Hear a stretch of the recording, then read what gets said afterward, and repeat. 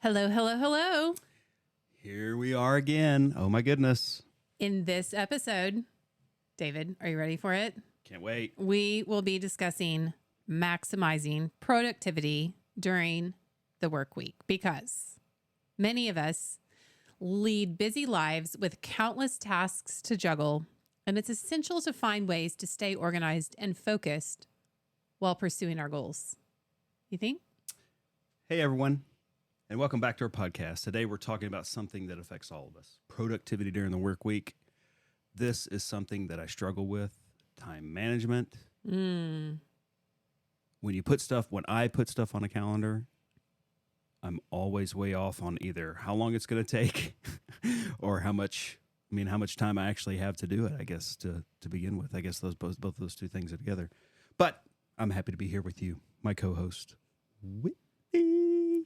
Yeah, I hear you on the calendar challenges, but I'm excited to dive into this topic today. I know it can be challenging for all of us to manage our tasks and responsibilities effectively. I don't have this figured out either, so we're just going to talk about that. But I also know that with a few practical tips and strategies, Such as? we can boost our productivity and accomplish more during the work week. We have some tips and strategies to share with you guys today. Before we do this, let's talk through the HEART framework for those that might be unfamiliar with it. Okay. So HEART is it's a framework, but it's also, Checkpoint one. Checkpoint HEART is a framework for... That's right. The first principle of HEART is to help yourself. To maximize productivity, it's crucial. Self-care is crucial, 100%. That is nutrition, water, and sleep. The things that you must have to wake up every day and function at your peak self, right? I hear that, David. Checkpoint number 2. Checkpoint. Just wait. It gets worse.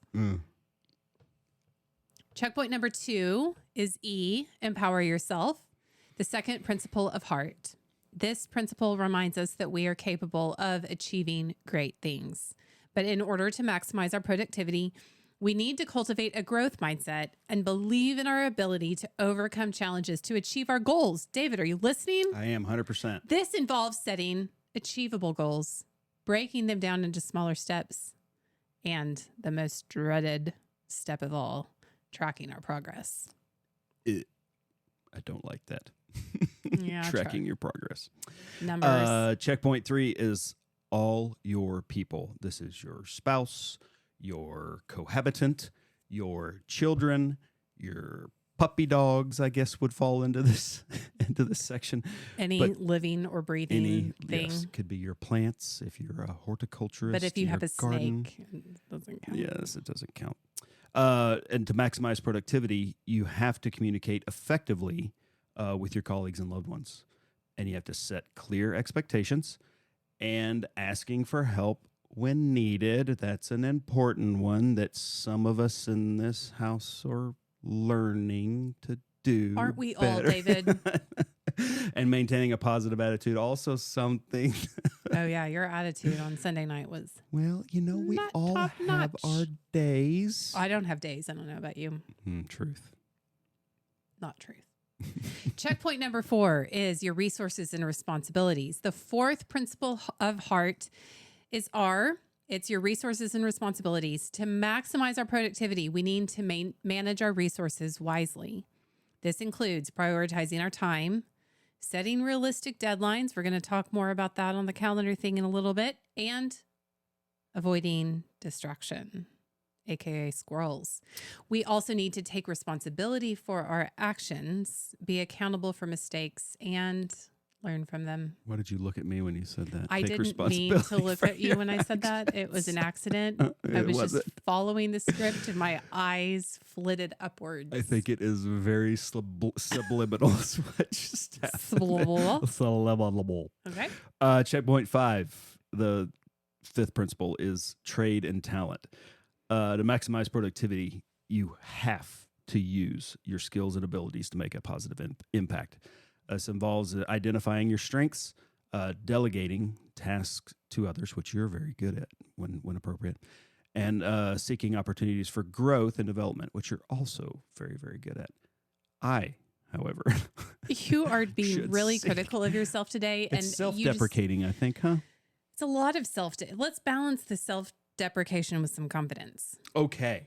Sit up straight. So, David, yes, sit up straight. How do we use these checkpoints to maximize our productivity during the work week? I'm so glad you asked. Let's start with the first step.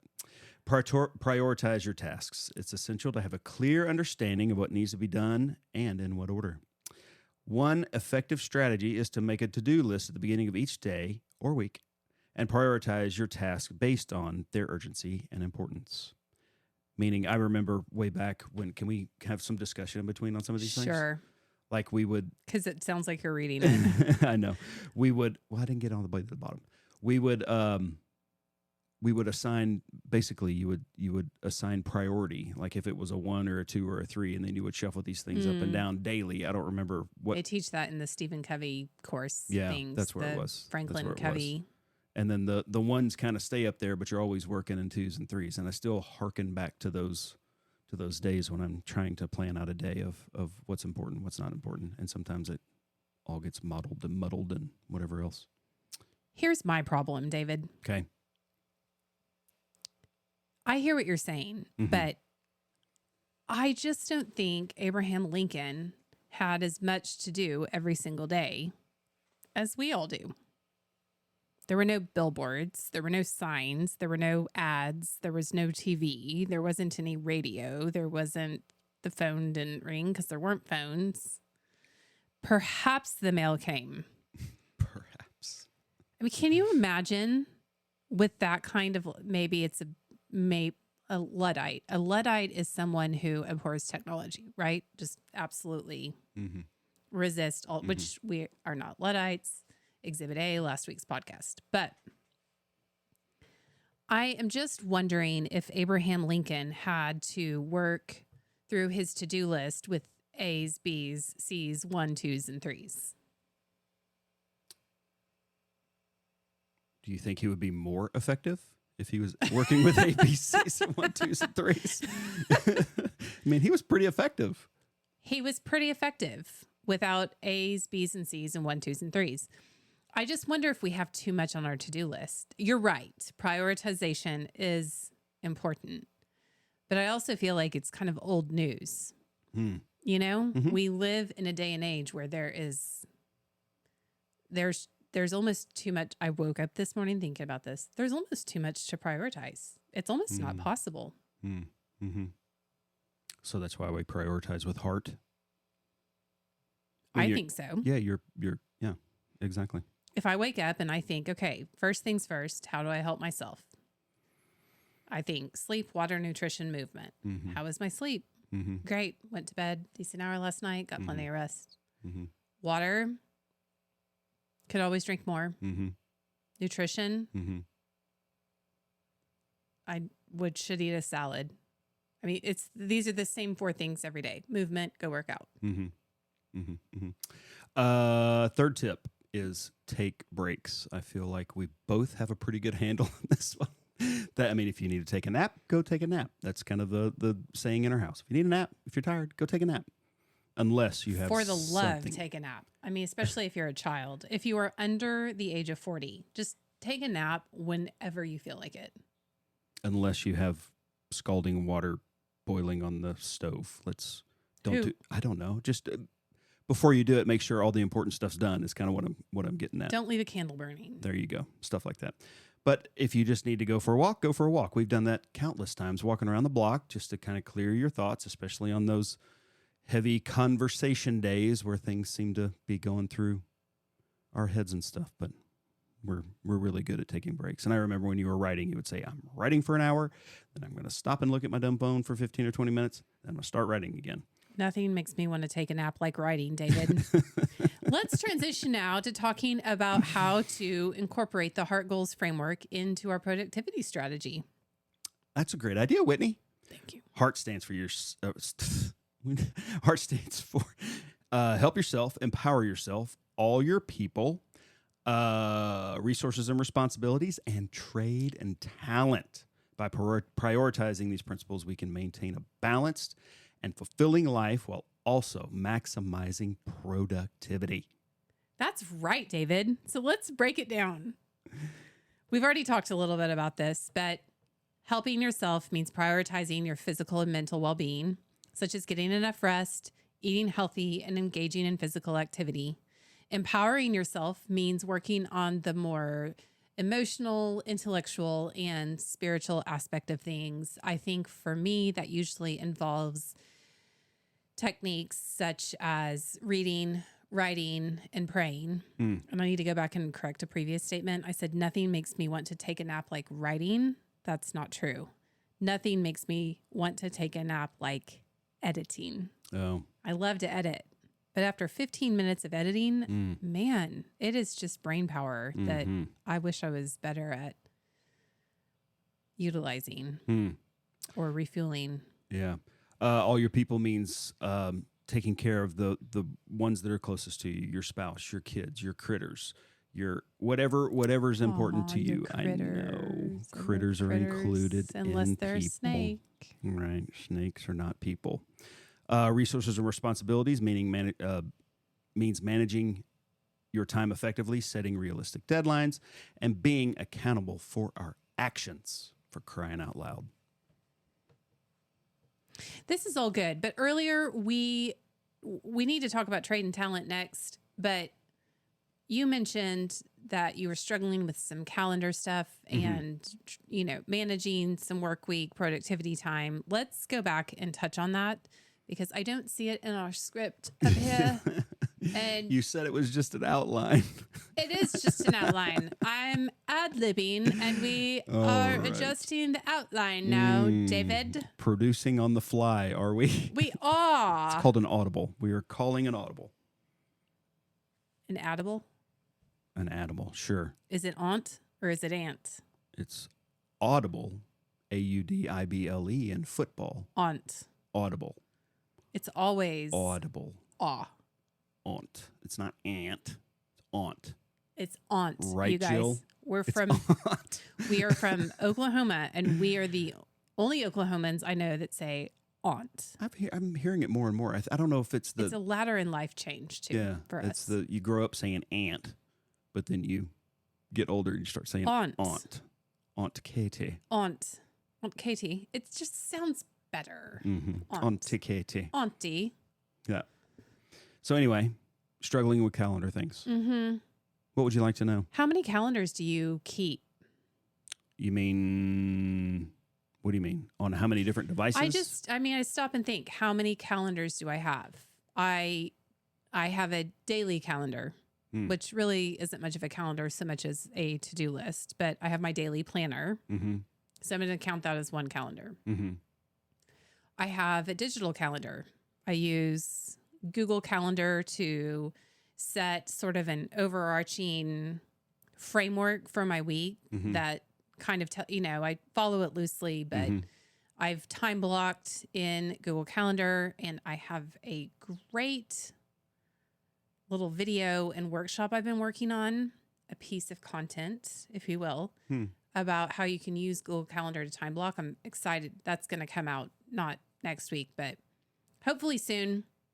I'm very excited about that because it really did kind of help define sort of the overarching calendar thing. I use Google Calendar, my daily planner right now. I'm trying to think what I don't have right now is a monthly calendar. I know some families have like a monthly calendar on the wall, Some people use a large monthly plan. There are times when I've used just a monthly planner.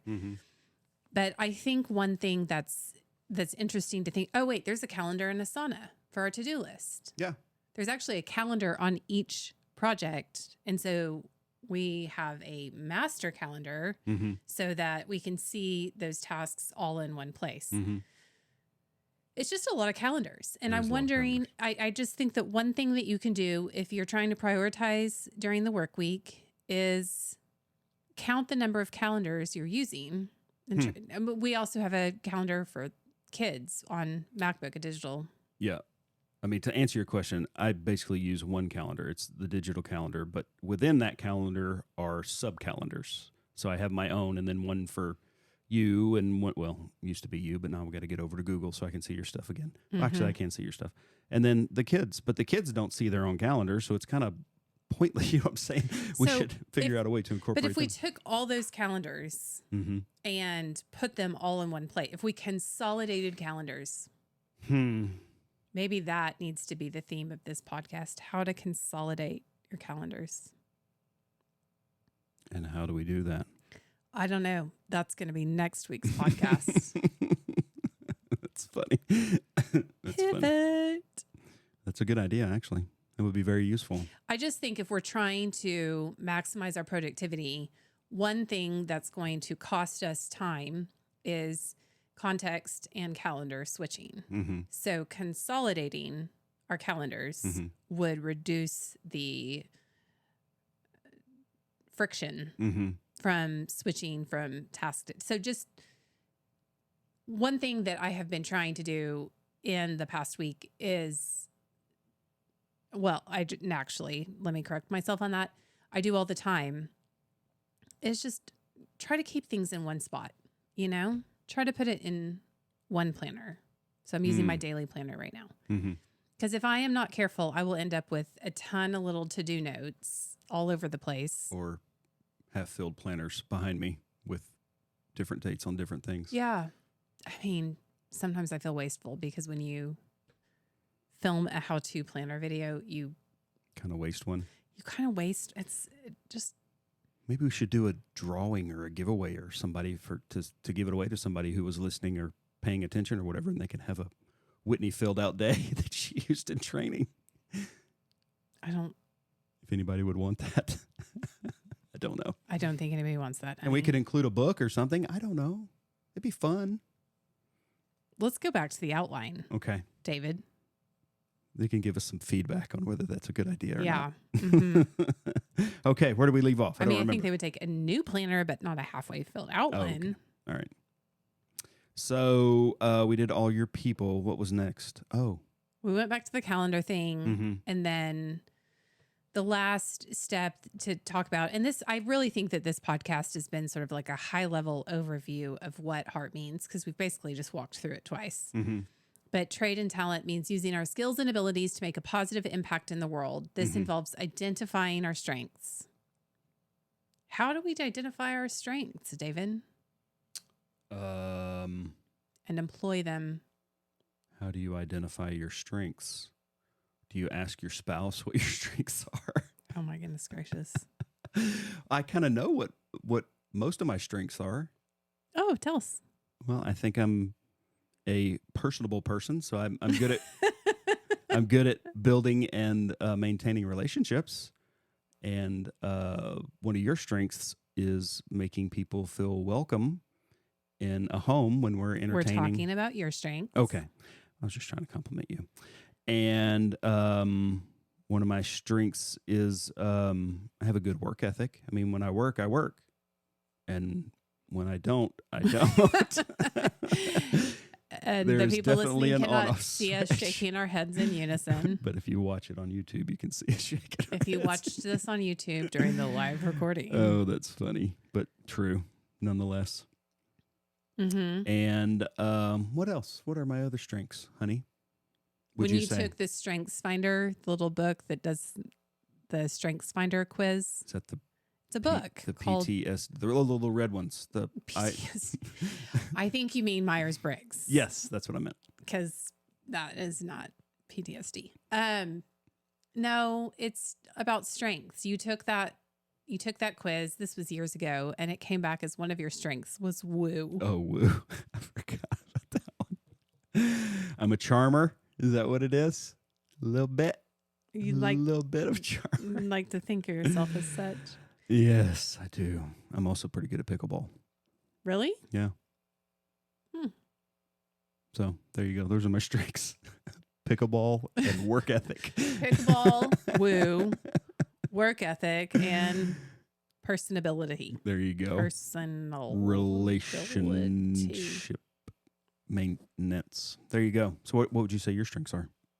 Well, according to StrengthsFinder, mine are futuristic. I'm really good at seeing possibility, potential, vision, down the line, eternal perspective. I can see big picture, futuristic. I'm not quite as great at the day-to-day details, but willing to admit that. Futuristic, focused. Whenever I get into something, I am in it. Almost to the point of, I don't know what, I mean, it's... Yeah, there's a point of... The ears turn off. It's unbelievable. I don't know how she does it. It is unbelievable. But, I just don't like, I think it's back to the context switching. I really like to batch my tasks. Mm-hmm. And I'm learning that I have to, I need to improve my ability to switch gears mid, because it's just not possible to batch an entire year's worth of content at one time. Like it's not possible. So, but when I do batch, I get very focused about it. And I think that is a strength. Futuristic, focused, ideation. You got a problem, I got a solution, or the ability to get you there. I can brainstorm anything. There's no such thing as a bad idea. You need an idea. I've got them in spades. Like, you get an idea, and you get an idea, and you get an idea. So I would say that those futuristic, focused, ideation / creativity. I think when you take this StrengthsFinder quiz, it gives you 5 strengths. Oh, individualism was another one, which means I'm really good at seeing what people's individual strengths are and skills. See, you plucked mine right out of the back of a book, and I don't remember what they were. I do remember woo when you say it. Because you made a really big deal out of that for a while. What, woo? Yeah, you were telling everybody. I'm a wooer. I don't think you said it like that. But you're like, my strength is woo. Woo. Woof. Woo. Woof. Anyway. Mm-hmm. So we've talked about strengths. Mm-hmm. And I think the whole point, back to the heart framework, the whole point about trade and talent is, as a marriage therapist once told us, your goal is to minimize each other's weaknesses, and maximize each other's strengths and minimize each other's weaknesses. And I think that's great advice for marriage, but it's also great advice for teams. Yeah, it actually applies probably in many other spots too. So in addition to trying to get our work done, we also need to remember to allow ourselves to be vulnerable with each other. And have grace for when That's good. things don't. Be safe places for people. Like if you ask for help and it doesn't get done because somebody else is, nose down on the grindstone. Grace. Have grace. All the grace. Absolutely, David. And remember, it's not about being perfect, but about making progress toward our goals. So let's take action today and start living a more productive and fulfilling life. Sounds good to me. Thanks for tuning in to our podcast, and we will see you next time. Progress through iteration. The little 2-degree shift. Every single time. Every single time. Bye. Bye.